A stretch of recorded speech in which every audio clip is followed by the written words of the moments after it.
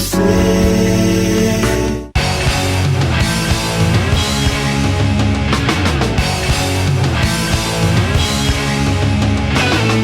Programa Fora da Curva, jornalismo, crítica e diversidade.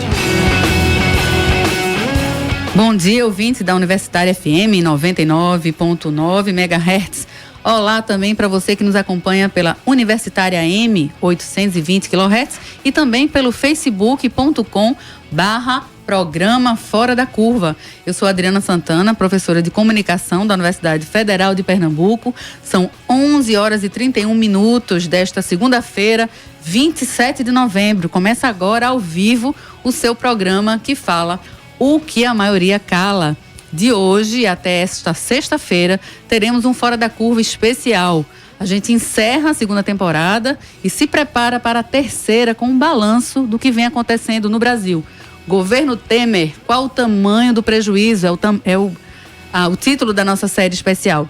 Hoje a gente entrevista especialistas sobre as privatizações. Amanhã a gente fala de reformas trabalhista e previdenciária. Na quarta-feira vamos abordar os retrocessos na educação. Na quinta-feira a gente traz as perdas das minorias sociais e na sexta-feira, encerrando a série, fechamos a temporada falando de saúde e assistência social.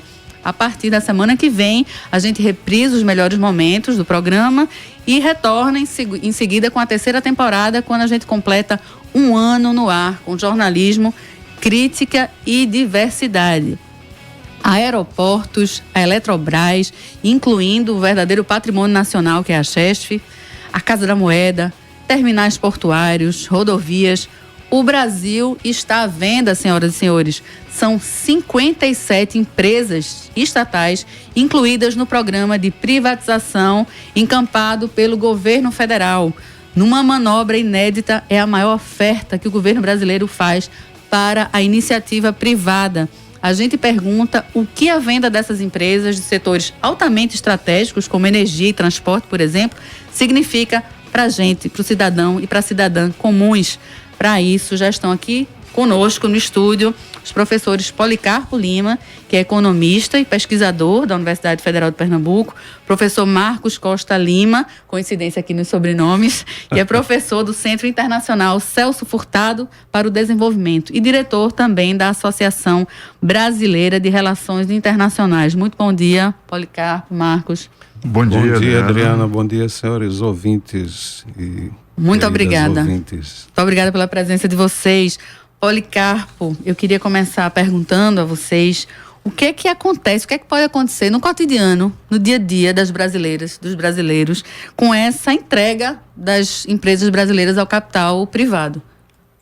Então, o que acontece quando uma empresa pública é privatizada, em geral, é que ela passa a atuar com a lógica do lucro. E a lógica do lucro, ela vai buscar, né, tarifas, preços, né, que garantam uma margem mínima de lucro. Uhum. E, em geral, isso termina fazendo com que o consumidor pague mais caro pelo serviço ou tenha comprometimento da abrangência do serviço, da qualidade desse serviço, porque o que vai valer, o que vai imperar é a busca pela valorização do capital que vai ser aplicado.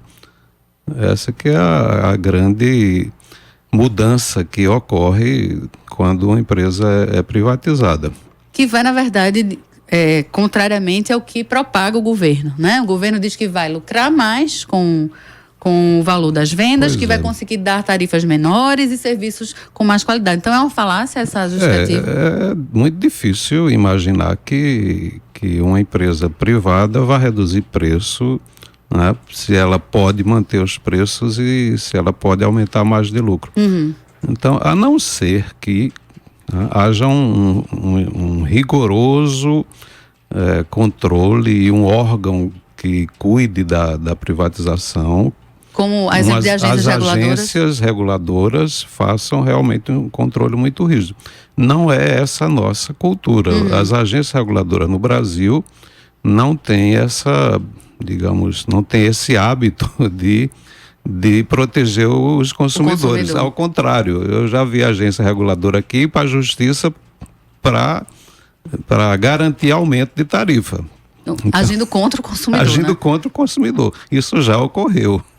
Então, Não dá para esperar, né, que as agências atuem, né, a favor dos consumidores. Pelo menos, né, não é essa nossa história. Nossa história, né? Professor Marcos, como é que fica a soberania do Brasil? A soberania nacional frente à comunidade internacional.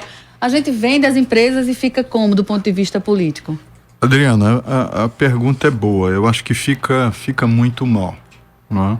Se nós olharmos o grosso dos países, que são países líderes, digamos assim, economicamente fortes, com indústria bastante complexa e tal, você pegar os Estados Unidos, se você pegar a China, você pegar o Canadá, esses países consideram a questão energética como uma questão de soberania nacional. Vital, né? Não se toca nesses setores, em alguns setores que... mas eu queria, durante poucos minutos, por favor, antes disso, dizer que o ouvinte, que ele esteja atento, né, nesses últimos programas do ano da Fora da Curva, que é um programa que vem informando, né, de forma mais crítica o que vem acontecendo no Brasil. Então, porque essas mudanças elas vão mexer no bolso do trabalhador, elas vão mexer no cotidiano do trabalhador, né, e que já deve estar sentindo quando, por exemplo, um bujão de gás ele sobe para R$80. Quer dizer, se a gente entende que o salário mínimo do trabalhador no Brasil, né, mal chega a R$910, então ele está quase pagando 10% quando compra um bujão de gás. Quer dizer, isso é um absurdo. Quando tiraram Dilma justificando, né, o que não houve, o que ela não praticou, o bujão de gás estava R$40. Né? Eu não estou nem falando no preço dos 4 ou 5 aumentos de gasolina que tiveram, quer dizer, praticamente foi quase 80% de aumento do preço da gasolina, que é um aumento bem, periódico, né? Vital. Mas o que eu queria dizer é que no bojo da questão do programa é que essa é uma visão que vem se consolidando no Brasil, mas também em escala internacional. Desde os anos 1980, com Margaret Thatcher, com Ronald Reagan, que vem se fazendo uma política sistemática contra a capacidade dos estados de interferirem ou gerirem o processo econômico. Não é? Isso... Há um pensador que eu reputo muito importante, que se chama Karl Polanyi, que ele diz que quando uma sociedade ela deixa a regulação de lado, ela deixa a regulação da coisa econômica para a iniciativa privada, ela tende ao desastre. E nós estamos nos limites disso. Disso acontecer, e é necessário que a população reaja de forma democrática, mas que ela procure conhecer os seus direitos, porque, veja bem, pegar o governo de Dilma, durante muito tempo ela sustentou aumento do preço de gasolina. A Petrobras, ela sendo uma empresa majoritariamente nacional, ela pode fazer política econômica com isso, ela pode segurar o preço do petróleo quando tem uma crise internacional durante um tempo, para não incidir no processo inflacionário, mas se não houver, essas empresas não serão mais nossas, não, como disse Policarpo, não é o capital internacional que busca o lucro a todo custo, e o que eles chamam de eficiência, não é? Isso vai ser muito difícil para o país. Então, eles estão privatizando ativos fundamentais para o país. Não é? A emenda do senador José Serra, que permite que a Petrobras não participe dos leilões, não é?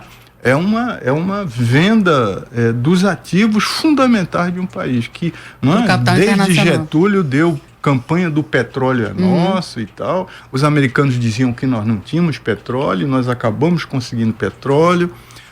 Não só isso, nós conseguimos, a Petrobras consolidou uma das empresas mais sólidas do ponto de vista de C&T para chegar a pesquisar petróleo em solo muito profundo. Isso é uma tecnologia, né, que as agências fizeram, a Petrobras fez uma articulação com a maioria das universidades brasileiras. A UFPE tem ganhos com isso, a Universidade da Bahia, a Universidade do Rio Grande do Norte, professores fazendo pesquisa para a Petrobras.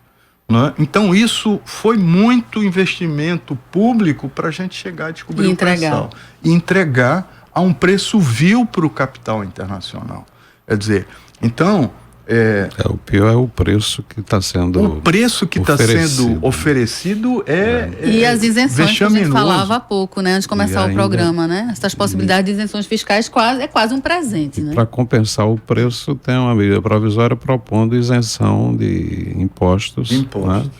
De valores astronômicos. Além de o valor de venda ser baratíssimo, essas empresas ainda terão direito de isenção fiscal. Tem uma questão adicional, Adriana, que o país, já há alguns anos, eu acho que fez uma opção muito equivocada na sua matriz de exportação.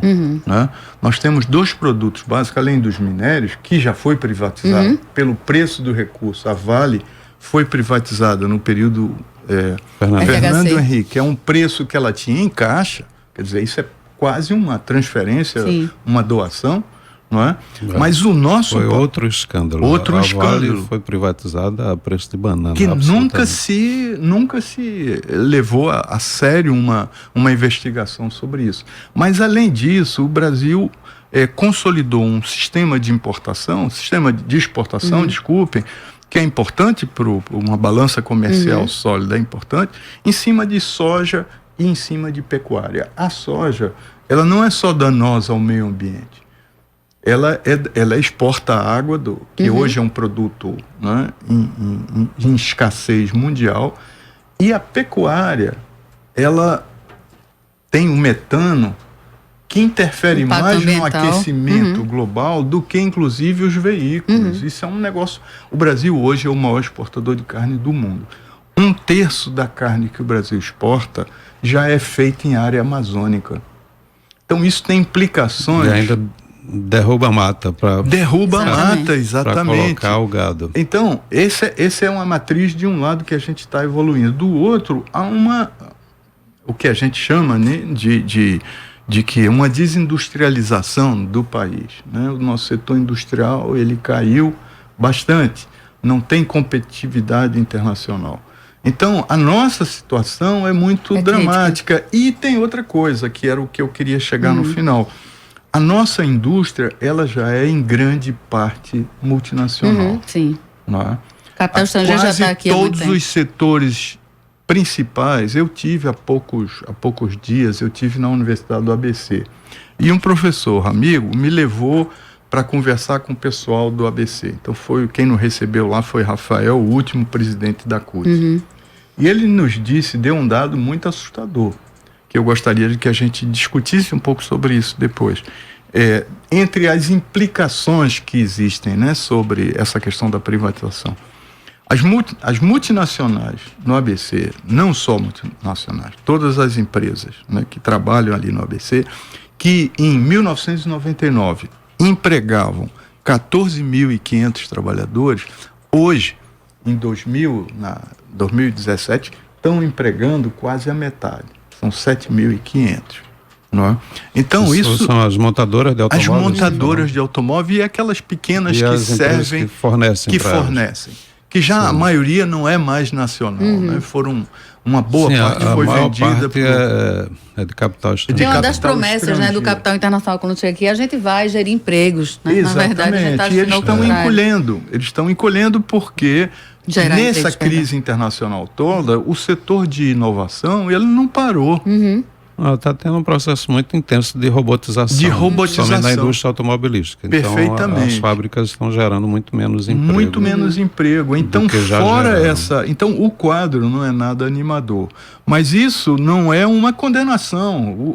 O Brasil já teve outras posturas, né? Muito mais pró-nacionais, né? E hoje nós estamos assistindo esse desmonte, que não é um desmonte só na privatização, é um desmonte do gasto público em setores estratégicos. Todos os setores, praticamente, né? A gente não pode deixar de falar de privatização, estando aqui baseados em Pernambuco, sem falar na Chesf, né? Que é um patrimônio nacional. E eu acredito que boa parte dos pernambucanos se sentiram especialmente tocados, né, com a notícia dada por um ministro pernambucano, né, de venda do sistema Eletrobras, parte do sistema Eletrobras, e com isso a Chesf também. Funcionários começaram uma campanha bastante aguerrida, né, contra o processo de venda, inclusive vários cartazes, já vi outdoors espalhados nas cidades, né, aqui da região metropolitana, afirmando que a venda da Chesf é a venda do Rio São Francisco também, né? Privatizar o rio. Privatizar o rio. Vender a Chesf é privatizar o rio, exatamente. Por ironia, vindo de um ministro de Petrolina. De Petrolina logo mais, né? O Fernando onde o Coelho Rio São Filho. Francisco tem uma importância enorme. Exatamente. E a gente escutou o engenheiro José Ailton, que foi diretor de operações da Chesf, exatamente sobre as consequências, as possíveis consequências, né, da venda da Chesf para o manejo de água no Brasil. O uso múltiplo das águas do Rio São Francisco é definido por um conjunto de decisões tomadas por vários órgãos. Os mais importantes desses órgãos são o Operador Nacional de Sistemas Elétricos e a ANA, a Agência Nacional de Água. As decisões, tanto em condições de cheia como em condições de seca, como a que estamos atravessando agora, são definidas em conjunto por esses dois órgãos. O ONS é uma entidade civil, ela não é estatal, mas tem a participação do Grupo Eletrobras, por ser a maior geradora. E no momento em que a Eletrobras for privatizada, as decisões da Eletrobras passaram a ser totalmente privadas. Essas decisões, elas irão repercutir junto às decisões que o ONS tomará junto com a ANA. Então, o impacto no uso múltiplo das águas será muito grande, porque mesmo com um governo golpista como temos hoje, se as decisões já são difíceis de tomar quanto ao uso múltiplo das águas, com uma decisão que seja totalmente privada, isso estará fatalmente a favor do lucro, do ganho imediato e do aumento das tarifas de energia elétrica e da água que porventura vier a ser vendida e provavelmente será vendida quando da privatização do sistema Eletrobras. A gente escutou agora José Ailton, que foi diretor de operações da Chesf, né, sobre a possibilidade de venda da empresa e as consequências para o cidadão e para a cidadã. E o que José Ailton fala vai de encontro àquilo que o senhor estava falando, né? A gente vai depender de agências reguladoras, que historicamente não têm sido tão favoráveis, né, aos consumidores, e a gente vende, vai ter que comprar água, comprar energia sem regulação, né? O que muito provavelmente vai acontecer é a busca de valorização do capital que vai ser usado para compra da empresa, e essa busca é feita através de tarifas mais elevadas, né, já que a gente não tem esperança ou expectativa de que as agências efetivamente atuem. Nos protejam, né? Ou nos protejam. Professor, eu queria ouvir também de vocês, também cita-se muito outros países, né, que venderam suas empresas estatais e que, em teoria, houve melhoria dos serviços ou, eventualmente, os preços caíram. Vocês têm dados sobre isso? Isso aconteceu realmente? Olha, melhora a qualidade e cai preço? A experiência histórica depende um pouco de cada país. De cada local. Tem países onde a organização social é mais intensa e onde o cidadão tem mais controle sobre as decisões governamentais, e nesses países, então, a própria privatização, por exemplo, da Inglaterra, da British Telecom, foi feita com a pulverização das ações, e as ações foram postas à venda por preços acessíveis ao cidadão comum. Então, uma parte do capital foi vendido pulverizado na Bolsa de Valores. E Dos próprios cidadãos. Dos né? próprios cidadãos. Mas, no grosso, quem compra é a grande iniciativa privada. No caso da Inglaterra, houve uma pulverização de ações. E é um país onde há uma tradição de controle por parte das agências reguladoras. E controle civil também, né? Da sociedade civil. Exato, a sociedade tem muito mais poder de interferir nessas decisões. Não é a situação que a gente vive aqui no Brasil. Então, nos países como o Brasil, onde a privatização é uma forma de, ao mesmo tempo, reduzir o déficit público, na medida em que a venda gera uma receita, mesmo que uma receita de uma vez. E é uma forma de abrir ao capital internacional a oportunidade de lucrar, de valorizar seus capitais. Então nós temos aí, né, um processo onde o que é dito para a sociedade é a necessidade de reduzir o déficit público. Essa é a alegação, a justificativa que é feita e que é dada à sociedade. Mas a outra justificativa que está por trás disso, né, é assim, o capital internacional ou o capital nacional, independente de quem seja, a origem do capital não importa, mas importa que tem capitalistas, né, querendo entrar em ramos de atividade e querendo entrar de uma forma, né, barata, quer comprar ativos baratos. E atividades muito rentáveis, em atividades rentáveis, sem risco. Tem um outro Então esse é um ponto que não é dito. A necessidade do governo de esconder isso, que ele está oferecendo ativos e há pressões por parte de empresas, né, multinacionais. que querem, multinacionais ou mesmo nacionais, que querem comprar esses ativos para... depois, comprar os ativos a preço barato, lucrar bastante, não ter regulação. Ainda né? tem o problema da remessa de lucros, que é um problema sério, quer dizer, grande parte da lucratividade dessas empresas não fica no Brasil. Outro setor que é chave nessa questão, que é a questão da inovação tecnológica, quer dizer, a gente sabe que grande parte dessas empresas não cria núcleos de pesquisa tecnológica no Brasil. Pouco contrata os professores que são especialistas nessa área nas universidades, ou em engenharia, ou em água, ou em aço, que seja, em mecânica, porque os pacotes vêm todos de fora. Então, é uma questão muito complicada. É um desmonte que vai além da simples, entre aspas, venda de um ativo, né, de uma empresa. Né? As implicações são um pouco mais complexas. São mais complexas. Chegaram duas perguntas aqui de ouvintes, que eu queria que a primeira o senhor respondesse, a segunda o senhor respondesse, por gentileza. O problema é Bernardo Jurema, é o ouvinte. Sei quem é. A questão... Foi seu aluno? Pronto. tá fazendo a sabatina agora com vocês. Aluno. A questão é só a nacionalidade dos donos ou a estrutura de propriedade também é parte do problema, professor? Não, a questão não é a nacionalidade, eu acho que esse não é o... Se é a questão menor, se é que é uma questão... É a venda e a disponibilização dos ativos para que o lucro, né, predomine nas decisões. Então essa que é a grande questão, né? A grande questão é essa. Professor Marcos, a segunda pergunta de Bernardo. Como garantir que o bem público não seja capturado por interesses privados? Olha, Bernardo, essa é uma excelente questão, mas teoricamente a gente tem um processo jurídico e democrático em vigor. Eu acho que isso está ferido.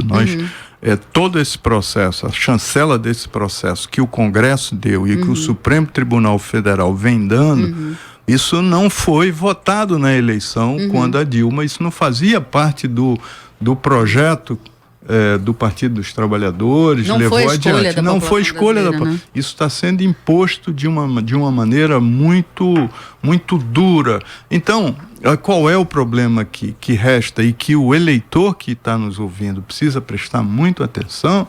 É nas suas seleções de candidatos no próximo ano. Por quê?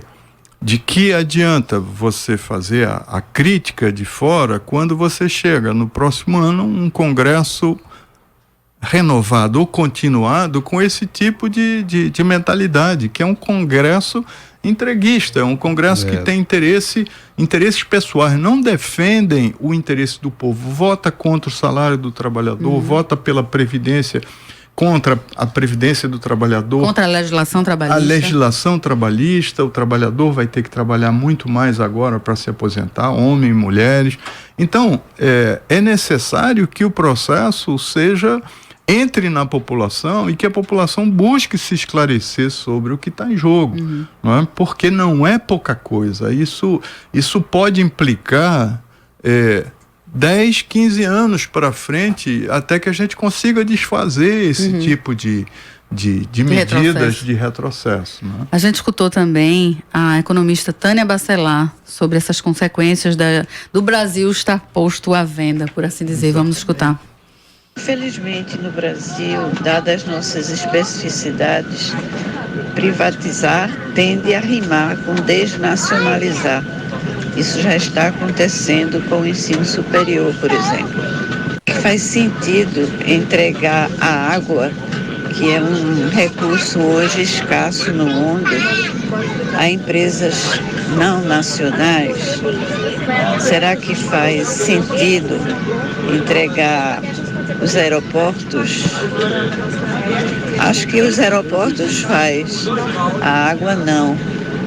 Então é preciso ter uma diretriz clara sobre o que a gente quer no futuro antes de tomar essa decisão.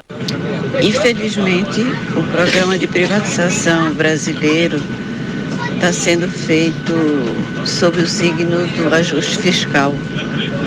Então, o que interessa é arrecadar, sem ter nenhuma visão estratégica do futuro do país no processo de entrega do que era do governo ao setor privado.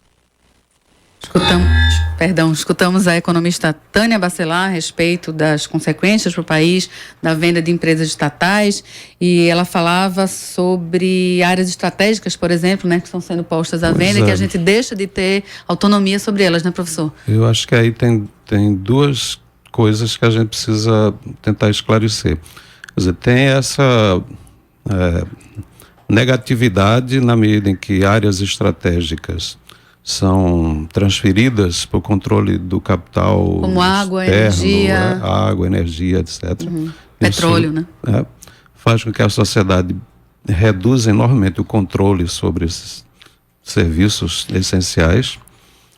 Então isso é preocupante, isso é uma coisa que precisa, no mínimo, ser muito mais discutido, e não foi imposto, discutido, né? Não pode ser imposto. Muito menos por esse Congresso completamente, desmoralizado como é.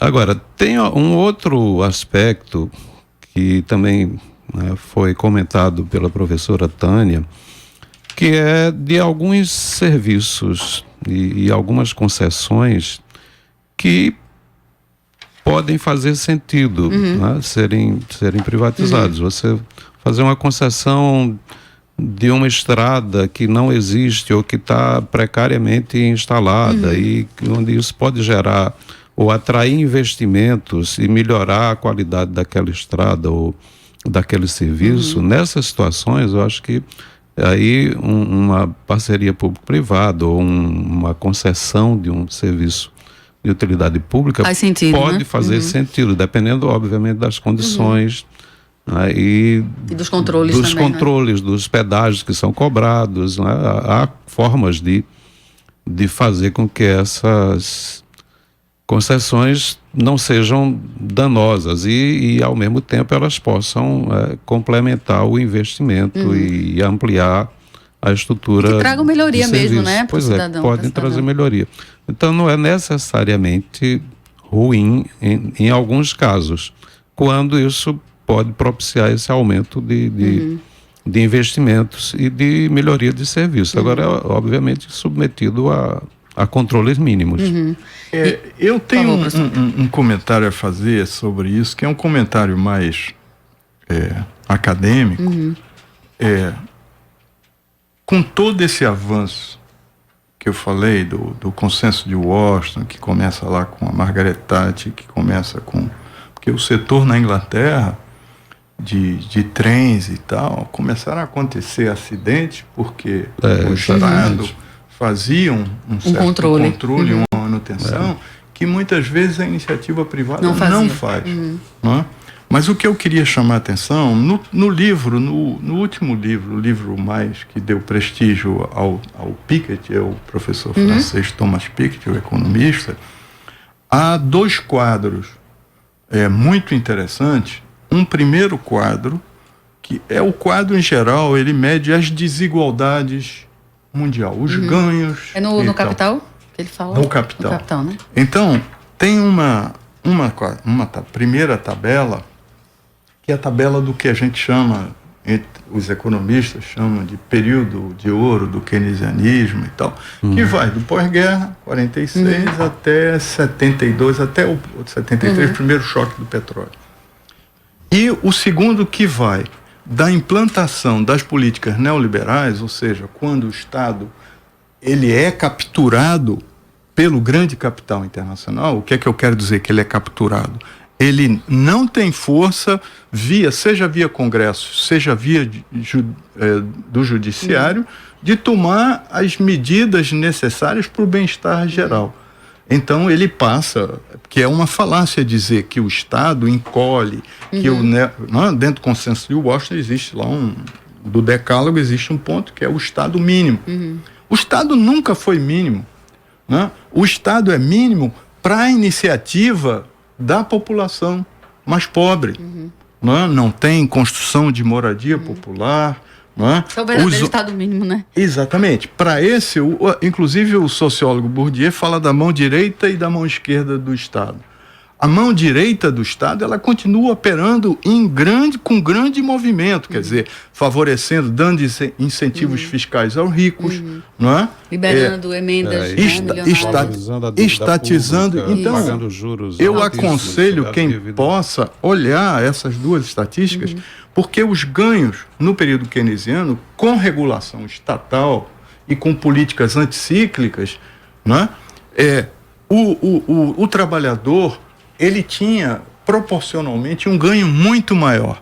Então, isso se encolhe profundamente depois do início da globalização, que ficou chamado como globalização, neoliberalismo. Os ganhos das altas rendas subiram tremendamente. E só para terminar, há um banco suíço que todo ano publica um report sobre a desigualdade de riqueza no mundo, medida pelos adultos, os adultos de mais de 18 anos, que eles consideram assim. Então, idade produtiva, né? Aí tem uma pirâmide, que eles chamam pirâmide da riqueza. É um relatório extenso e tal, mas essa pirâmide ela é chocante, porque fica nítido que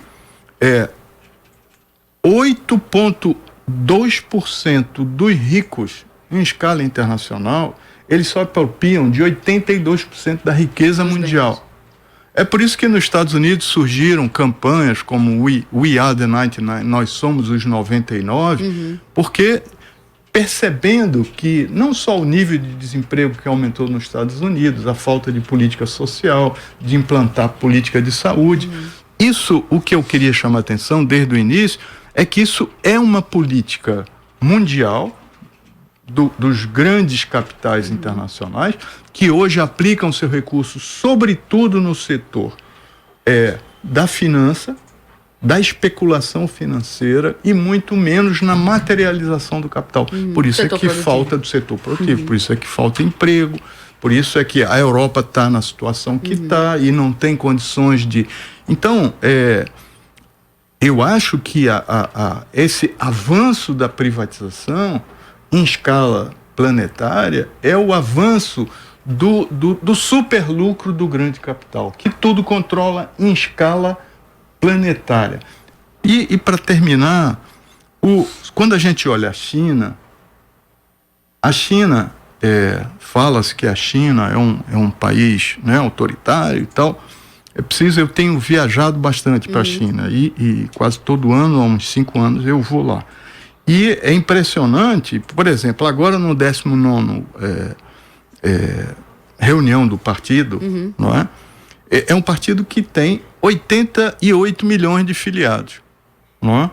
E que a base social nas províncias também participam desse movimento. Mas o que eu quero chamar a atenção aqui é basicamente que o grosso das empresas estratégicas na China são do Estado.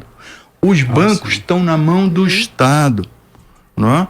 E o banco regula o valor da moeda, não é? Mesmo sob pressão norte-americana, não é? Então, os chineses estão com muito dinheiro, eles vão ter que aplicar isso, porque o dólar precisa circular, e grande parte desse dólar, né, é proveniente das relações dele com os Estados Unidos e com a Europa. Eles vão comprar muita coisa no Brasil. Já estão comprando, já compraram a CPFL em São Paulo, que era uma empresa considerada modelar e tal.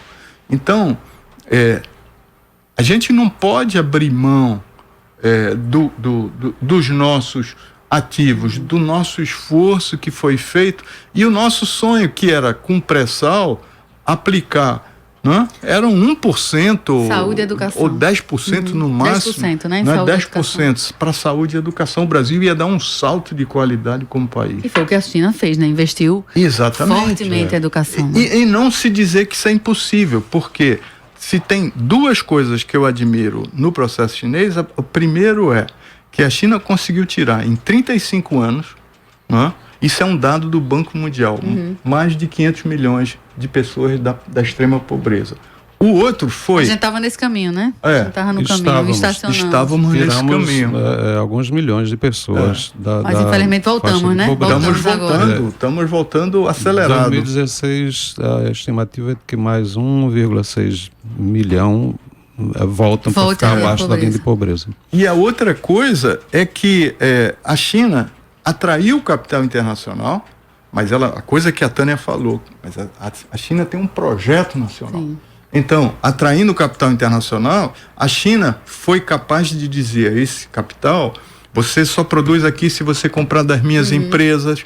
A China subiu tecnologicamente muito grande. Então, foi talvez o exemplo mais acabado de um país que atrai o capital internacional, não fica submetido a ele. Não foi o caso do Brasil, não foi o caso da Argentina, não foi o caso do México. Atrai o capital e fica submetido a ele. Né, exatamente. Internacional. A gente está quase terminando, professores. Eu ainda queria ouvir do senhor, professor Policarpo, que o senhor comentava, né, a fala também de Tânia Bacelar sobre algumas áreas que são estratégicas, que realmente não deveriam ser privatizadas para o bem público, né? Eu queria que o senhor ressaltasse que áreas são essas. Veja, a energia, por exemplo, é uma área onde é preciso que a sociedade tenha controle, onde o Estado participe. No caso, com a venda de parte da Eletrobras, a gente perde essa capacidade de gestão sobre o setor elétrico. Então, há algumas áreas, tipo energia, por exemplo, que são estratégicas.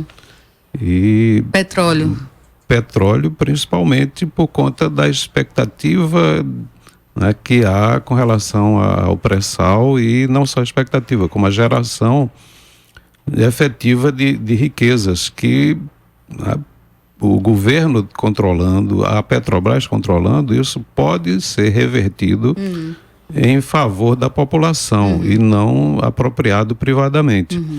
Quer dizer, atualmente a gente já está tendo um exemplo da gestão da Petrobras, o aumento do preço do barril, do bujão de gás, né, esse aumento tão grande que houve, é resultado de uma gestão estilo privatizado da Petrobras. A Petrobras está fazendo isso para aumentar a sua margem de lucro, para remunerar melhor os acionistas privados que estão participando dessa pressão para que a Petrobras aumente a sua margem de lucro. Então ela está penalizando os consumidores de baixa renda, principalmente, que um bujão de gás é muito pesado para uma família que ganha um salário mínimo, em prol de ter uma maior lucratividade. Compra de terras.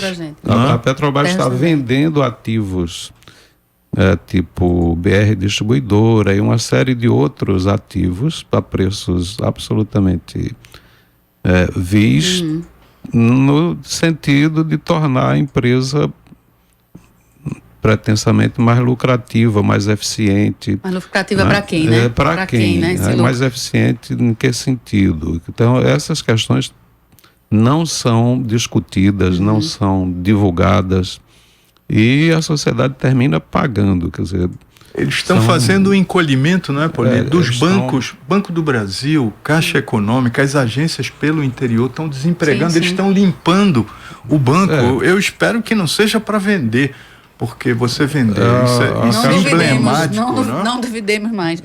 A expectativa do governo é venda total, ampliar, né? Não necessariamente venda total, não está ainda claro isso, mas o que der para vender, ampliar. Eles vão tentar vender. A Petrobras já está fazendo isso. Sim. Gente, infelizmente, o programa Fora da Curva de hoje vai terminando por aqui. Eu agradeço bastante aos professores. Muito obrigado a vocês. Policarpo. Eu agradeço. Parabéns pela iniciativa. Oportunidade e parabéns pelo programa. Obrigada, e vocês fizeram parte desse quase um ano, né, da gente no ar.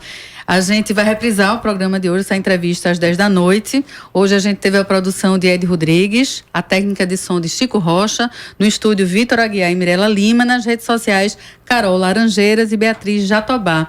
Amanhã, seguindo a nossa série especial, você fica com a apresentação de Manina Aguiar, produção da professora Ana Veloso, num programa especialíssimo sobre as reformas trabalhista e previdenciária. E até sexta-feira, o Fora da Curva apresenta essas edições especiais sobre os prejuízos do governo Temer. Boa tarde, boa semana, e sempre é bom lembrar, foi golpe sim.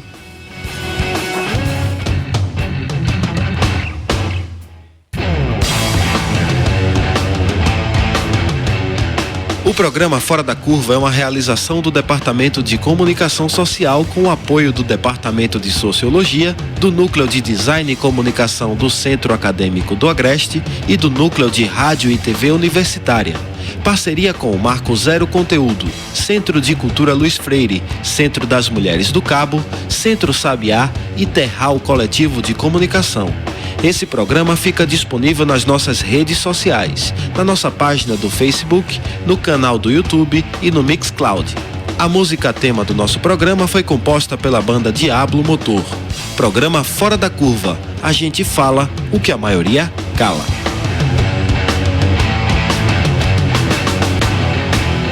12 horas e 13 minutos.